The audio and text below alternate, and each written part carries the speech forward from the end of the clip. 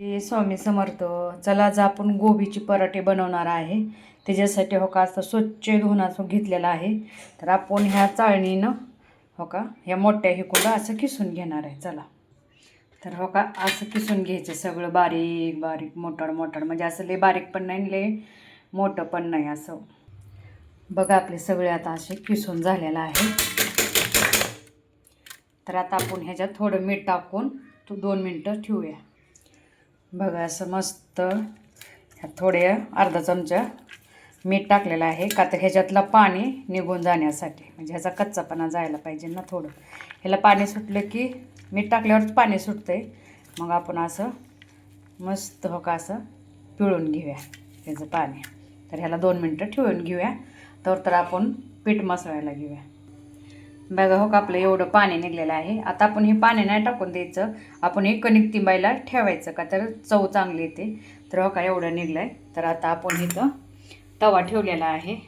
तुम्ही पॅनवर पण करू शकतात. माझ्याकडं मी आता तव्यात करणार आहे का तर लोखंडच्या तव्यामध्ये ती चिटकत नाही. आता आपण जिरे घालून घेऊया.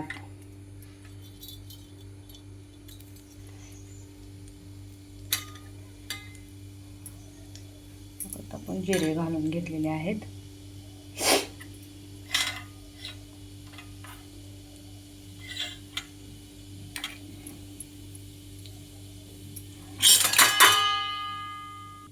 आपले जिरे आता तळलेले आहेत. कांदा टाकून घेऊया.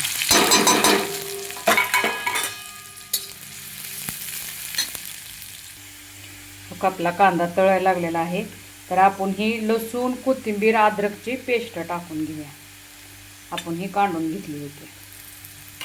तर आता आपण तिखट आपल्या चवीनुसार घेऊ शकता. आता आपण थोडी हळद टाकून घेऊया, अर्धा चमचा.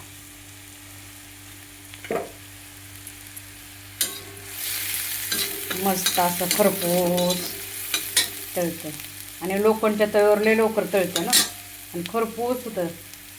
आता आपण ही गोबी टाकून घेऊया. आपण गोबीचे पराठे करतो ना. आता आपण 1 चमचा चाट मसाला टाकून घेऊया, म्हणजे खायला छान लागते.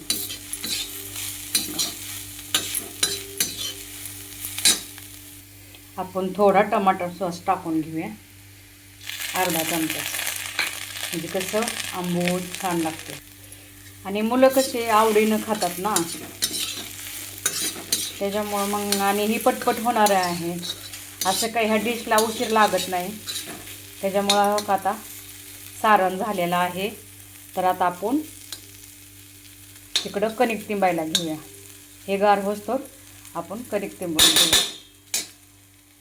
आता आपण कणिक तिंबायला घेतलेली आहे. तर ह्यात आपण थोडं मीठ टाकून घेतलेलं आहे. आणि ही अर्धी वाटीचे म्हणजे 1 वाटी पीठ घेतलेलं आहे गव्हाचं. आणि ह्या अर्धी वाटीला कमी थोडं हरभऱ्याच्या डाळीचं पीठ घेतलेलं आहे का तर त्यानं खुसखुशीत होते. तर आणि ह्याच्यामध्ये आपल्या कोबीचं जे पाणी राहिलं होतं का ते ह्याच्यात पाणी होतं म्हणून आपण ह्याच्यामध्ये मसळायला लागलो आहे. तर हो का ही दोन्ही आता आपण एकजीव करून घेऊया. हो का आपली कणिक आता झालेली आहे. आणि आपण दोघी जणीसाठी बनवायचं आहे ना, त्याच्यामुळं आपण हे केलं. तुम्ही कमी जास्त करू शकता, सारण पण आणि कणिक पण. आणि सारण असं कसं त्याचं सगळं हो का मस्त असं कच्चापणा झालेला आहे त्याचा. आणि हो का असं मोकळं मोकळं झालेलं आहे, म्हणजे मोकळं झालं नाही सारण मग मस्त असे पराठे फुटत नाहीत काय नाहीत आणि एकदम छान असे गार झाल्याच्या नंतरच आपण आता पुरण भरल्यासारखं भरून घेऊया. हो का आपले कणिक मस्त असे मऊ लुसलुशीत झालेले आहे. तर आता आपलं सारण पण छान झालेलं आहे हो का.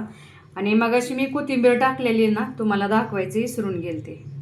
तर हो का आता आपण गोळे करून घेतलेले आहे आणि असं उंडा करून घेऊया आता दोन्ही हाताने आणि सारण भरून घेऊया. हो का आता मस्त असं सारण भरलेलं आहे आपण. तर आता दोन्ही हातानं त्याची तोंड दाबून घेऊया. हो का मस्त असं ह्याचं तोंड हो का दाबून घ्यायचं आणि असं चिटकून टाकायचं. हो का हे झाला आपला उंडा.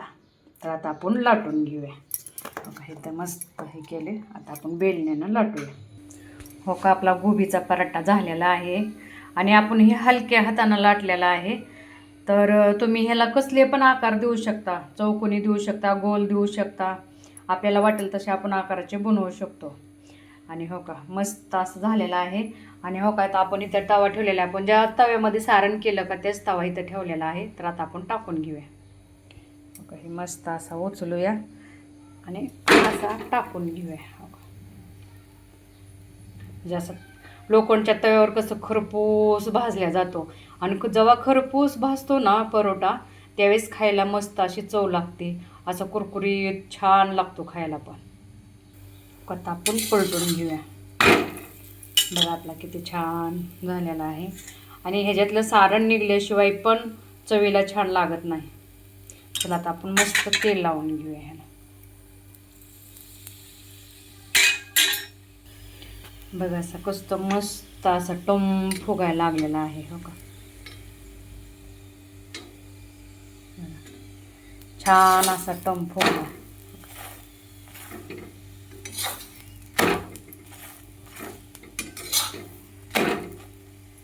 चला आता काढून घेऊया.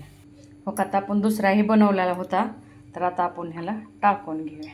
आणि लय पातळ पण नाहीत बनवायचे. चला आता पलटून घेऊया आपण.